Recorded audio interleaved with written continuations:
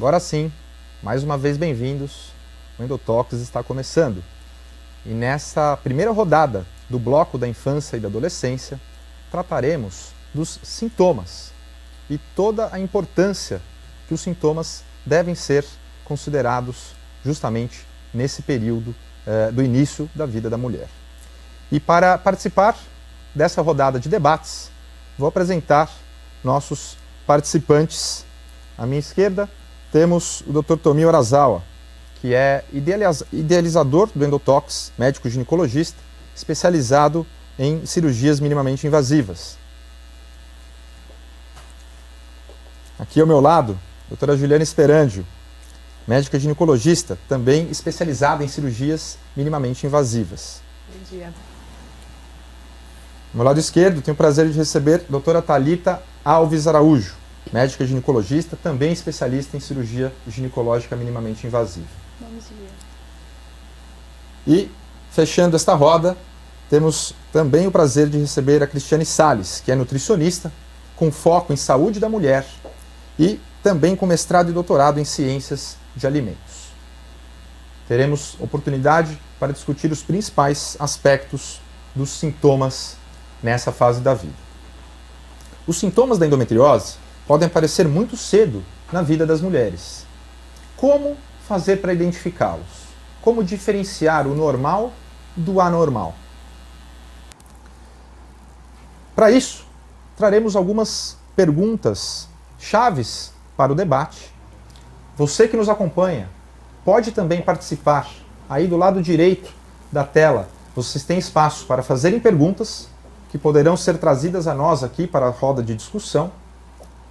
E ao final de cada rodada, selecionaremos essas perguntas que devem ser relacionadas ao tópico dessa rodada. Bom, a primeira pergunta que eu trago...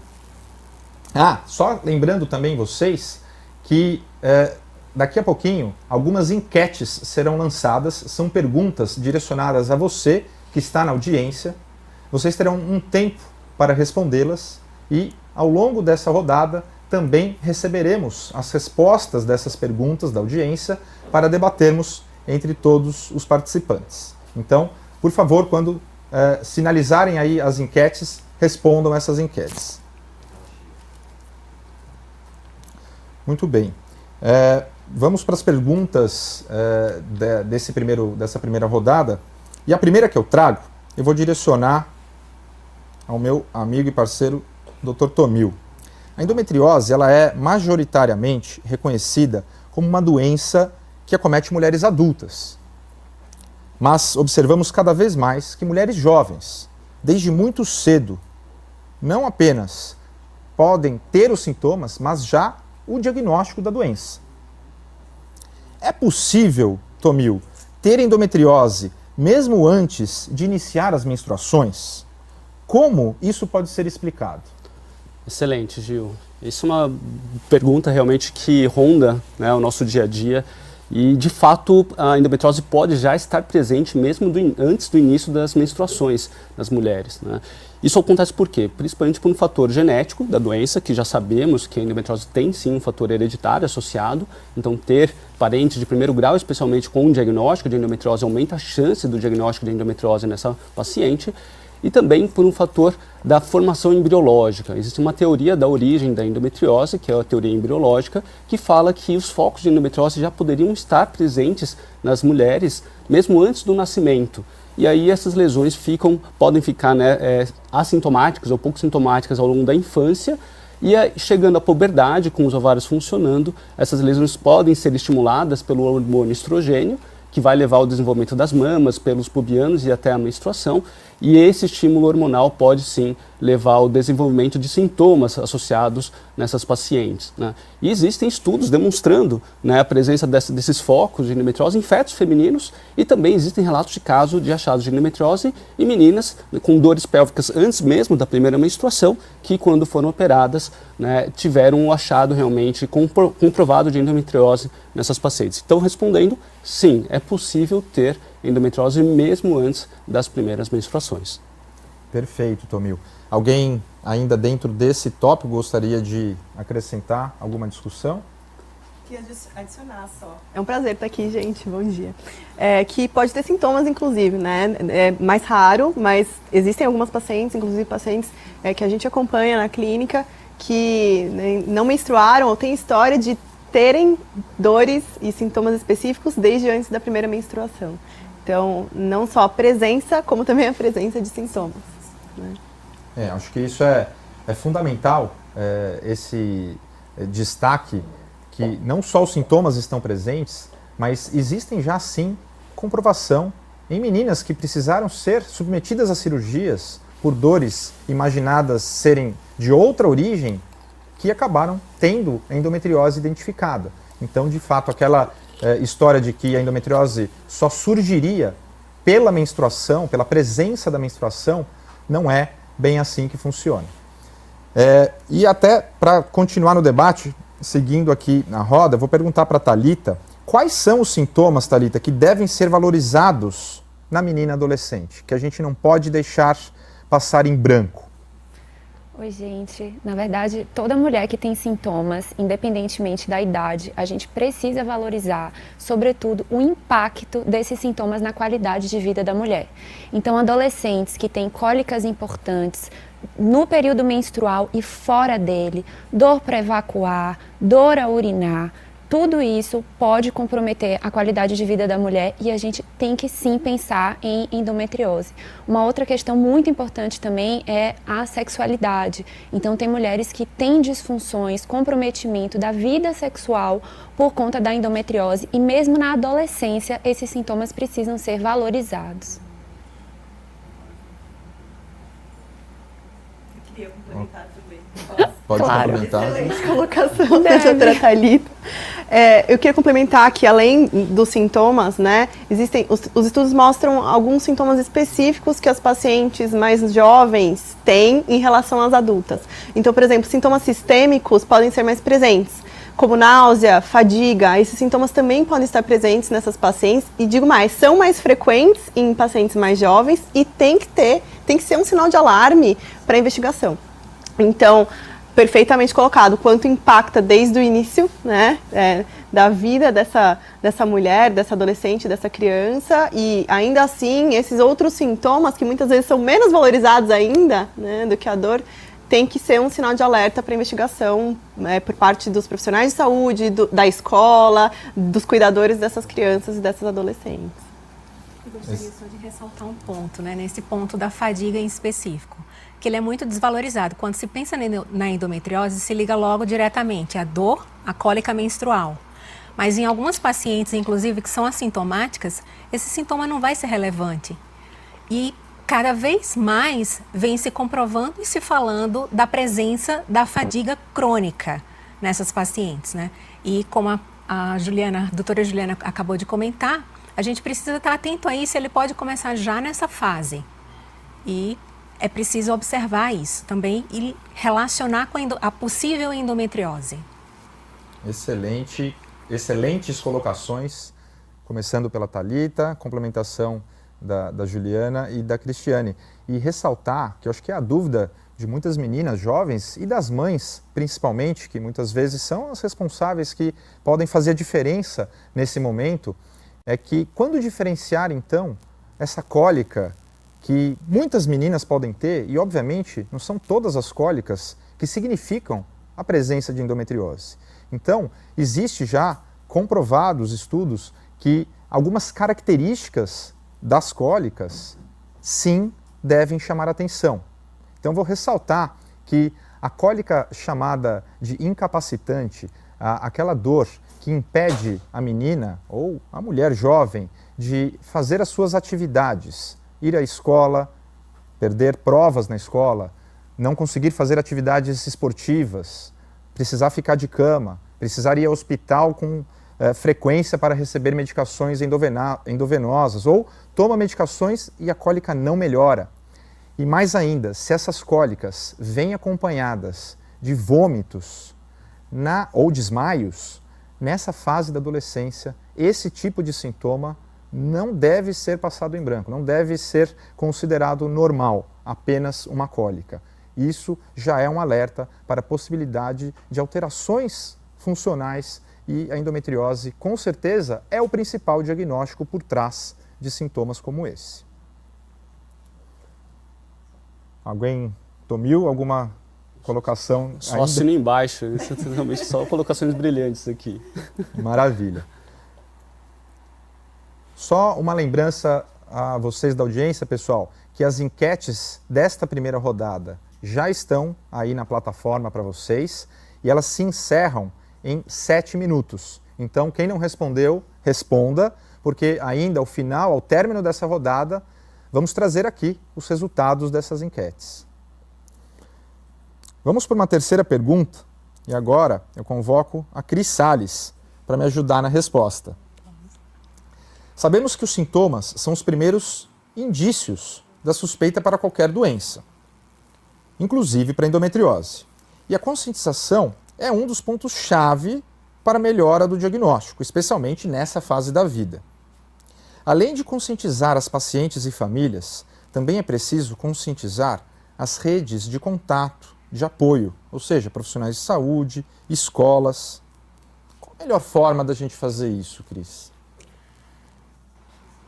Talvez eu não diria que tivéssemos uma melhor, mas as diversas alternativas. Eu acho que o ponto do conhecimento da endometriose, principalmente, divulgações como acontecer, tornar essa doença mais conhecida e a partir daí a gente começar a entrar nos diversos campos. É o meio familiar para observar que em muitos momentos aquele sintoma, aquela fadiga, aquela criança que às vezes com uma sensação de preguiça, nem sempre ela está com preguiça, às vezes é um sinal interpretado de uma outra forma. A escola também trazer esse tipo de informação. De alguma maneira está havendo a inserção agora de parte de sexualidade, coisas do tipo, e a sexualidade envolve diversos campos e eles têm as progressões no entendimento e a forma que é dada essa informação para as crianças, depois para os adolescentes e para os que são mais velhos. E nessa progressão já se pode começar a falar de algumas coisas que podem estar acontecendo eventualmente com essa criança e chamar atenção para essas doenças. E não simplesmente negar e falar que essas crianças estão se esquivando, de alguma forma, se saindo daquele meio social, que é um dos pontos que a gente observa. De alguma forma, o próprio conhecimento dos diversos ângulos, diversos pontos específicos, tanto o próprio profissional fala isso, campanhas, de certa forma, até em alguns países já estão colocando como meios. Ano passado nós começamos, a ser reconhecido pelo OMS. Mas vale ressaltar que essa doença, ela não é uma doença nova, nem muito menos seria uma doença da mulher moderna. É tanto que a gente está numa pauta aqui colocando o quê? Crianças e adolescentes. E como o Dr. Tomil já falou, fetos já foram identificados com endometriose. Então, vale a reflexão e a gente tentar compreender melhor essa doença, que é bastante antiga, na verdade. Mas a falta de divulgação dela nos dá a impressão de que ela é algo recente. Então, a gente precisa atuar nos diversos pontos. É o próprio profissional estar atento para isso, a família ter o conhecimento e observar, para instruir também essa criança, e na escola, a partir das formas e dos diversos níveis que vai ser do conhecimento para essa criança, né? A gente não vai jogar toda a informação sem ela estar preparada para isso. Maravilha. Quer adicionar alguma coisa? Você está balançando a cabeça aqui, eu está concordando, obviamente, né? Estou concordando com tudo. Vocês podem adicionar quando for minha vez, tá, gente? Perfeito. Uma coisa que a Cris colocou, né, que não é uma doença nova, se a gente fizer cada um pega aqui a sua família. Quantas mães e avós não tinham cólicas ou não tinham dificuldades para ter filhos? E isso era normalizado. Em que sentido? Que era aceito cultural e socialmente, né? Que você tivesse um período no mês que você ficasse tão debilitada, se resguardasse, né? Então até tem pessoas mais antigas que chamam de época do resguardo. Então eu acho que é um trabalho de formiguinha mesmo, como a Cris colocou, a doutora Cris colocou, porque já está culturalmente enraizado. Mudar isso é muito difícil, mas é possível. Então, eu acho que o trabalho que a gente faz hoje, o trabalho que vocês fazem no dia a dia em casa, é entender que os sintomas existem sim, e se alguém está queixando, se alguém, uma criança ou um adulto está queixando de um sintoma, ele existe, gente. Então, né, a gente ouve, é psicológico, mesmo que seja. Né? Mesmo que seja eventualmente, isso tem que ser deixado de lado. Não estou dizendo que na endometriose é e nunca é nesses casos, mas assim, se for, a gente precisa tratar. Então, cada vez mais a gente trazer isso para pautas de uma maneira que todos entendam e que possa levar para qualquer evento ou local que você estiver, conversas de amigos, que isso precisa ser disseminado. Né? Somos uma em 10, mas acreditamos que somos muito mais do que uma em 10. Né? Todos aqui acreditam que essa estatística está subestimada. Então, acho que é basicamente isso. Obrigado. Tem dois recadinhos, pessoal. Primeiro é que abriu aí na tela de vocês uma nuvem de palavras. Então, respondam essa nuvem de palavras. A gente vai precisar de uma pequena pausa técnica e retornaremos em instantes.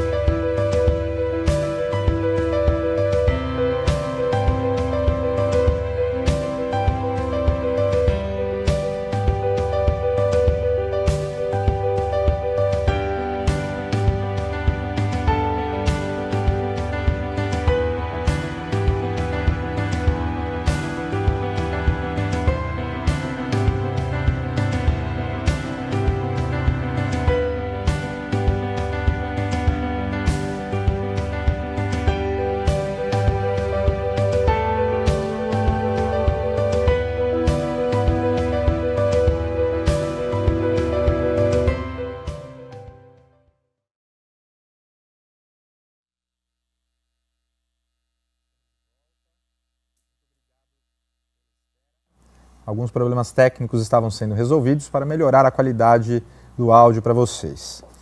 E eu queria checar como foi o resultado aí da nuvem de palavras. E produção, temos um problema aqui também com o iPad, viu, Pedro? Enquanto isso, eu vou trazer a próxima pergunta para o debate, que é para a minha amiga a doutora Juliana Esperandio, que a gente sabe que a adolescente, nessa fase da vida, procura muito pouco de rotina serviços médicos. Não existe um acompanhamento ainda tão fiel, rotineiro, como na fase adulta.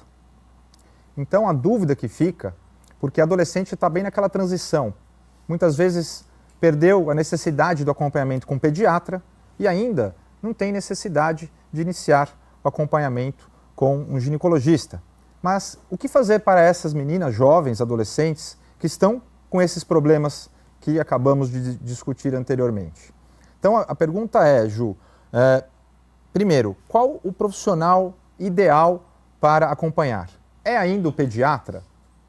É o ebiatra, que é aquele pediatra especializado em adolescentes? Ou já deve ser o ginecologista? E já emendo uma segunda pergunta. Quando, em que momento, essa menina, essa adolescente, deve ser encaminhada ao ginecologista especialista? Perfeito. Eu acredito que eu e todos aqui acreditamos no acompanhamento multidisciplinar. Então, se eu pudesse dar uma resposta ideal, seria essa paciente, essa criança, essa adolescente, essa mulher tem que ser acompanhada por uma equipe que abranja todas as especificidades que ela tem naquela fase. Então, se é uma criança, claro, um pediatra, se é um adolescente, um ebiatra, e se é uma mulher já na transição para a fase adulta, já a ginecologista. Agora, o que a gente tem que lembrar é o filtro. Então, muitas vezes, essa mulher, essa criança, essa adolescente vai pintar no consultório do pediatra ou do ebiatra. Então, eu acho que mais importante ainda é a gente capacitar esses profissionais para conseguirem fazer uma triagem inicial e identificar justamente esses sintomas que a gente citou de alarme, esses sinais de alarme que podem sugerir endometriose. A partir desse momento, eu acredito que vale a pena encaminhar essa menina ou essa adolescente, essa mulher, para um ginecologista especialista em endometriose, porque aí a equipe consegue se comunicar e propor um tratamento adequado desde da infância ou da adolescência. Então, eu não acredito que seja um profissional único, não sei se é a mesma opinião que vocês, eu acredito que seja uma equipe, como tudo, né? O Endotox não tem como ser feito sem uma equipe, a gente não trabalha sem equipe, o atendimento da paciente com endometriose desde a infância e da adolescência também tem que ser feito dessa maneira. E capacitar cada vez mais profissionais para identificarem sintomas específicos, independente da fase de vida da mulher. Não sei se alguém quer complementar. Excelente, Ju. Acho que cabe até complementar. Thalita já pediu a palavra aqui, porque muitas mães devem sentir até preconceito em levar uma menina de 13, 14 anos ao ginecologista, né? Então, como trabalhar essa questão? Atrelado ao que o Juliano falou sobre mães que às vezes têm uma resistência de levar a filha nova, né, jovem ao ginecologista, a gente tem também às vezes o tabu da menstruação. Quantas meninas menstruam sem saber que essa menstruação ia chegar? Quantas meninas se assustam com todas as mudanças que acontecem no corpo? Muitas famílias, né, ainda têm uma visão muito conservadora de algo que deveria ser naturalizado e, a partir disso, pode existir também uma dor proveniente da não aceitação daquele momento.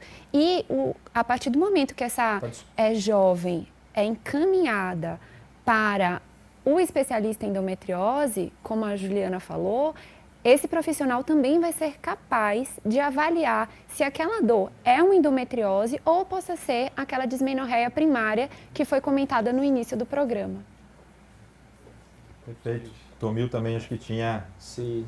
Eu queria só reforçar, gente, que a endometriose é uma doença extremamente prevalente e frequente na população, né? A gente estava comentando o quanto que é mais frequente nessas mulheres jovens do que doenças como a diabetes, por exemplo, que é muito mais conhecido e muito mais disseminado, né? Então, realmente super importante esses trabalhos de conscientização, não só para a população geral, mas também para os profissionais da área de saúde. E nós, como profissionais de saúde, também vemos também alguma dificuldade de ter acesso às informações, né? Vejo muitos ginecologistas generalistas que querem ter acesso a informações mais fáceis, porque eles lidam com todas as doenças, aí são a porta de entrada para a maioria das pacientes, né? E falta, às vezes, recursos de fato, né? Não só para a ginecologista, que é o especialista da mulher, mas imagine ir para pediatras, ebiatras, né, médicos de plantão no pronto-socorro, por exemplo, que atendem rotineiramente essas pacientes e vão lá, medicam, mas vejo muitas pacientes que ficam sabendo que poderia ser endometriose no pronto-socorro mesmo, né?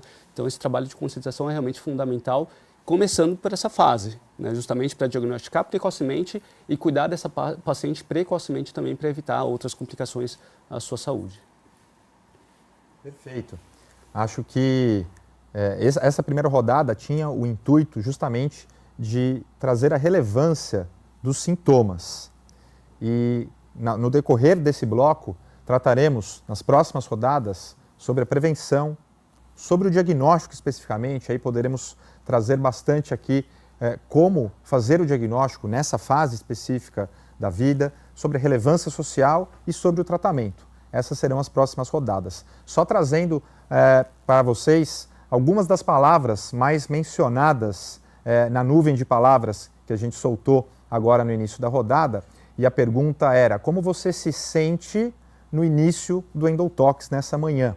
E foram muitas as palavras que apareceram ali, mas as que mais chamaram a atenção foi reconhecida, ansiosa, animada, feliz.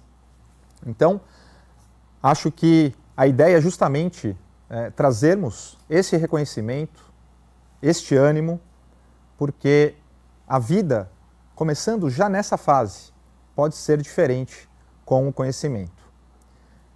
Essa rodada, olha lá, as palavras agora estão aparecendo aí para vocês, esperança também apareceu, qualidade de vida, informação, esse é nosso objetivo.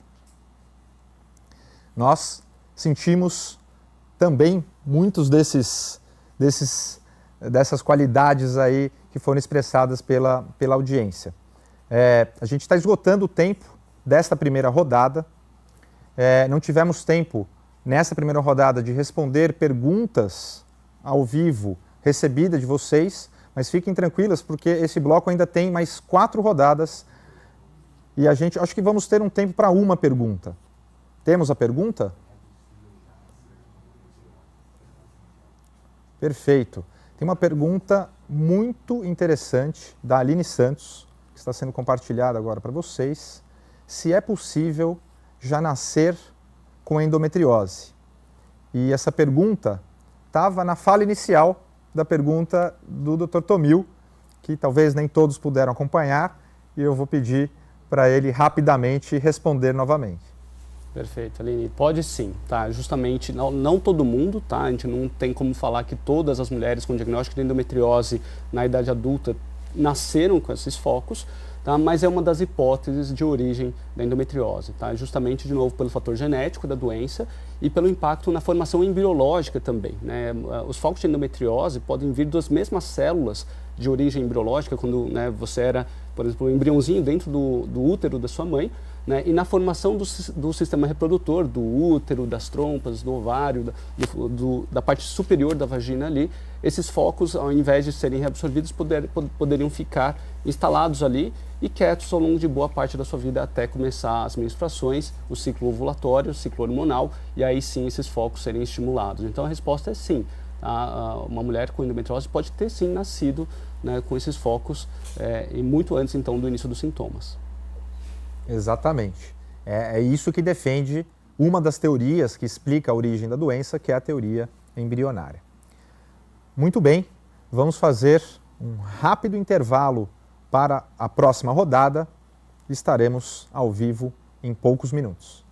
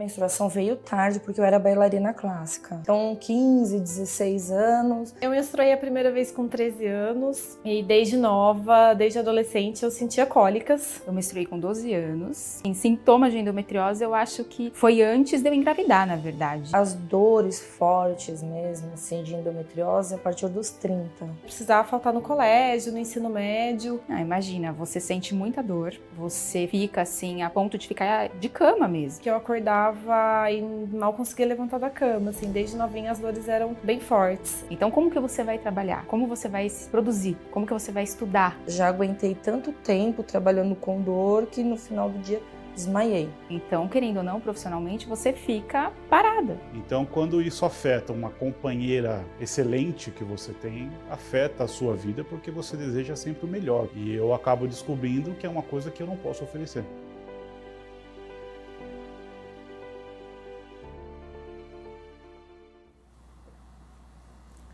Estamos de volta e antes de iniciar a rodada 2, que vai tratar sobre a prevenção, vou trazer para vocês o resultado dessa primeira enquete, nessa primeira rodada, que vocês responderam aí a 3 perguntas. Então, a primeira pergunta era sobre a intensidade das cólicas menstruais na adolescência. Olha aí, 44, quase 43% da nossa audiência respondeu que já tinha cólicas intensas na adolescência, seguida depois com mais 21% de cólicas moderadas, ou seja, mais de praticamente 65% com cólicas moderadas e intensas. E ainda mais 14% com cólicas já incapacitantes nessa fase. Ou seja, a imensa maioria da audiência que nos acompanha tinha um quadro severo de cólicas menstruais. Obrigado aí pela participação, continuem respondendo essas enquetes. A segunda pergunta era justamente sobre se alguém levantou suspeita de endometriose nessa época, familiares, amigos ou profissionais de saúde. Apenas 8% responderam que sim. 92% não tiveram essa hipótese diagnóstica levantada diante desses sintomas tão importantes. E por fim, em quais dessas áreas da sua saúde a endometriose impactou na época da adolescência? 40% na autoestima, 27% nos estudos. Então a gente vai trazer também esse debate sobre a influência dos sintomas, né, o impacto na escolaridade.